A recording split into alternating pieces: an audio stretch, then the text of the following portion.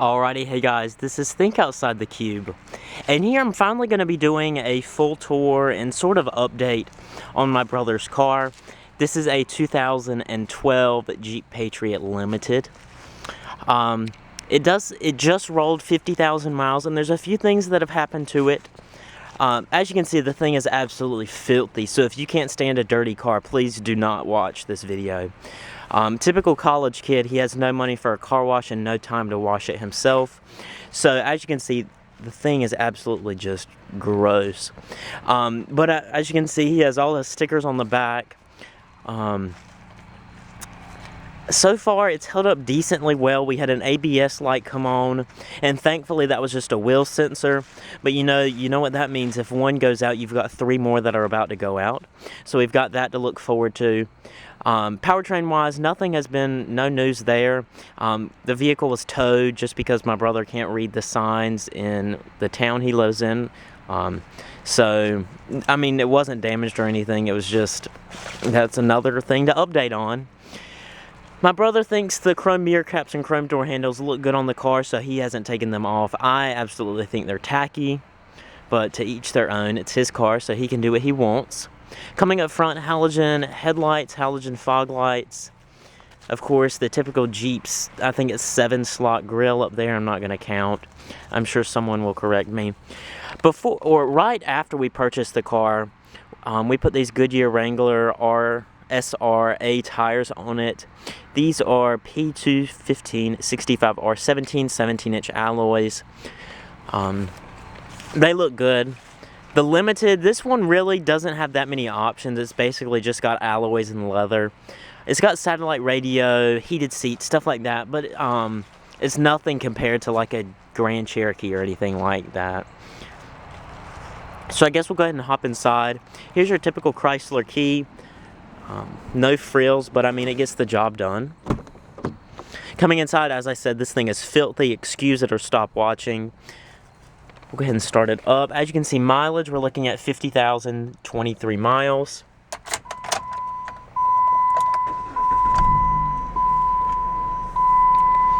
We'll go ahead and check out under the hood.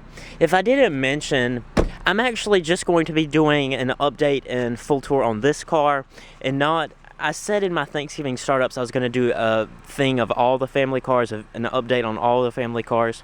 Well, you saw the Commander and the Altima in that video, and you guys wanted a full tour of the Patriot.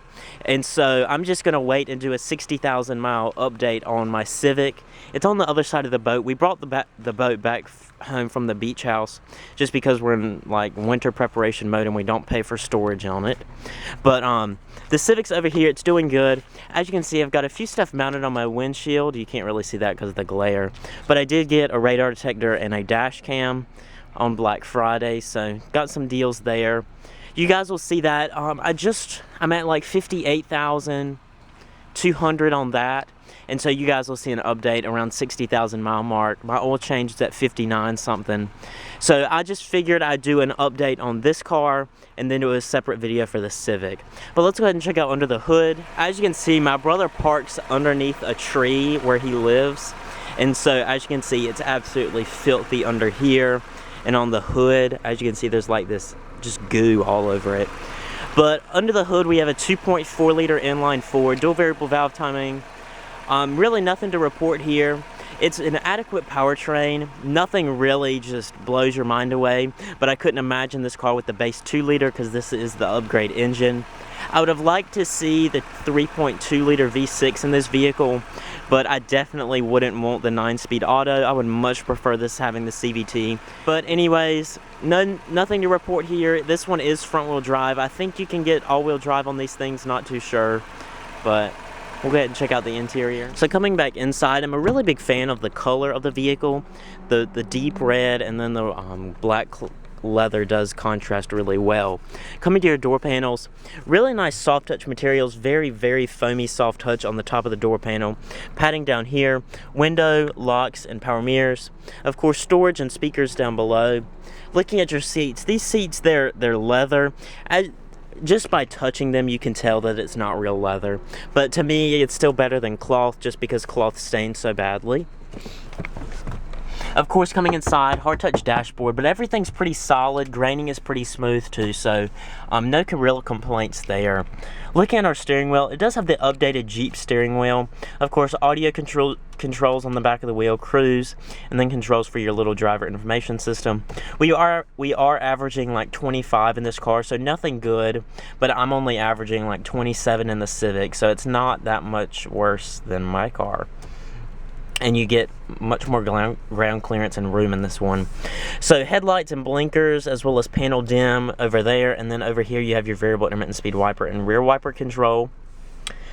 Coming to your dash, you do have the basic Chrysler head unit. Nothing to report here. It's just kind of pedestrian, almost looks aftermarket. I'm kind of tired of seeing this in Chrysler vehicles. I think they're finally phasing it out for that little base Uconnect system that's like a 4-inch touchscreen.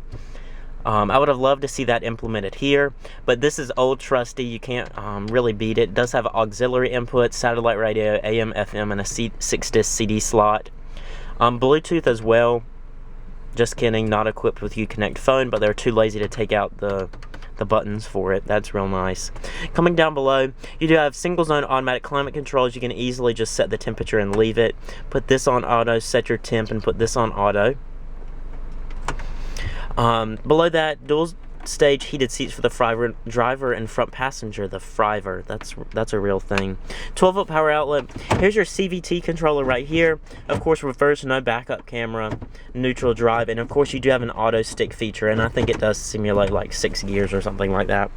Down below, storage, coin storage, cup holders, more storage right there. E-brake that is leather stitched. Nice padding on your armrest right here, kind of plush. Looking inside, storage up there, and it does slide as well. And then down there, more storage, of course. Glove box, it is damped, thankfully, but it's really small. My goodness. Up top, manually dimming rearview mirror. Sun visors, mirror, no vanity light, and then map lights up top as well. So go ahead and check out the rear seat. Make sure all the lights are off. My brother basically just doesn't use this. I think we've only put like 4,000 miles on it since we've had it, just because my brother uses public transportation or just walks to school. As you can see, coming back here, we have compliments of my mom's zebra blanket that my brother probably took from the house. But as you can see, there's plenty of room back here. I had plenty of room up front for my 5'9" frame, and as you can see, I've got an abundance of knee room, foot room down below as well. I can like stretch my legs fully out down there. Of course, cup holders down here. No center armrest, and as you can see, the headrests look absolutely stupid because they're non-adjustable. Up top, nice dome light, and all 4 outboard passengers do get cornering handles. Materials in the rear seat don't follow through. Everything is hard touch plastic back here. Hard right here, and then of course speaker and storage down below. Chrome door handle and your power window right there, as well as a door pull. Coming around back, I'm a really big fan of those roof rails up top. They just really accent the car well. Coming around back, you do have the limited badging, Jeep badging, of course, all my brother's stickers, and you do have the chrome exhaust tip down below that comes from the factory. Coming back here, as you know, this is basically just a jacked up Dodge Caliber. No real fluff there. I mean, it's a squared off Caliber, nothing you can really say. Surprisingly, we've had nothing but an ABS light, but coming underneath here, you do have plenty of sound deadening right here. You have it, and then down below around the spare tire, we have jacks and an emergency kit down there. And then, of course, you do have a nice owner's manual right here, and some Gatorade. Right over here is your third seatbelt for that middle passenger right there if you were to ever need it. Of course, coming up top, you do have a nice enclosed door pull to keep your hands from getting dirty, which you really need on this one because my brother never cleans his car, as you can see. So that's basically it for this 2012 Jeep Patriot Limited. I hope I went over everything. There's really nothing else to report on. I know some of you were very adamant that I make a video of this car, so I'm finally fulfilling that request. So as I said, I'll be making a Civic update video soon. Nothing new to really report there, but thank you guys for watching, and I'll see you in my next video.